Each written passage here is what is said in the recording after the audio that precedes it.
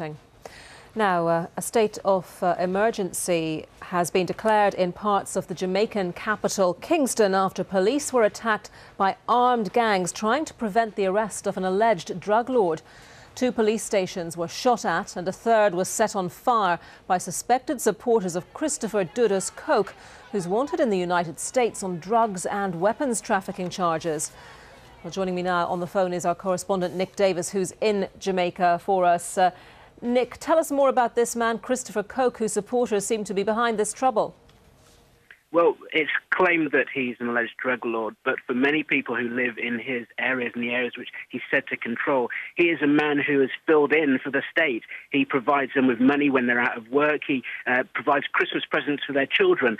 But because of that loyalty, they therefore see him as a major benefactor to their lives, and they will do anything to protect him. They call him the president. But in the United States, they say that he's an alleged drug lord. They say that he's a gun runner who is responsible, his gang is responsible for some 1,400 murders. That's why they put the extradition process in place. It took 9 months to reach his point, but in those 9 months, it's claimed that now his supporters have been preparing, knowing that eventually the day would come when the police would come for him, and they've actually taken the fight to the authorities. They barricaded the areas around parts of the city where he's believed to be in a safe house, and now they're actually taking the fight to the police, setting fire to one police station and opening fire on others. So it's a very, very volatile situation as part of West Kingston. So when the Prime Minister, Bruce Golding, signed or approved this US extradition request earlier this week, this seems to have been what's triggered the trouble. And the government is saying that the state of emergency will last for at least a month. It sounds like the government is expecting quite a fight.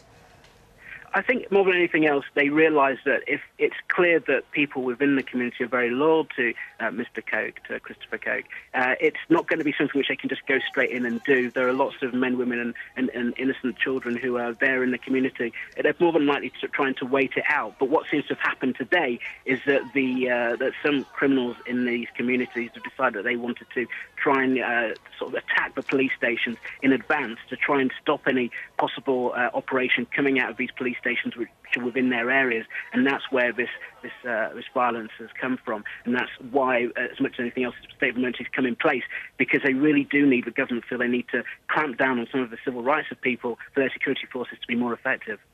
OK, Nick Davis in Jamaica, thank you very much.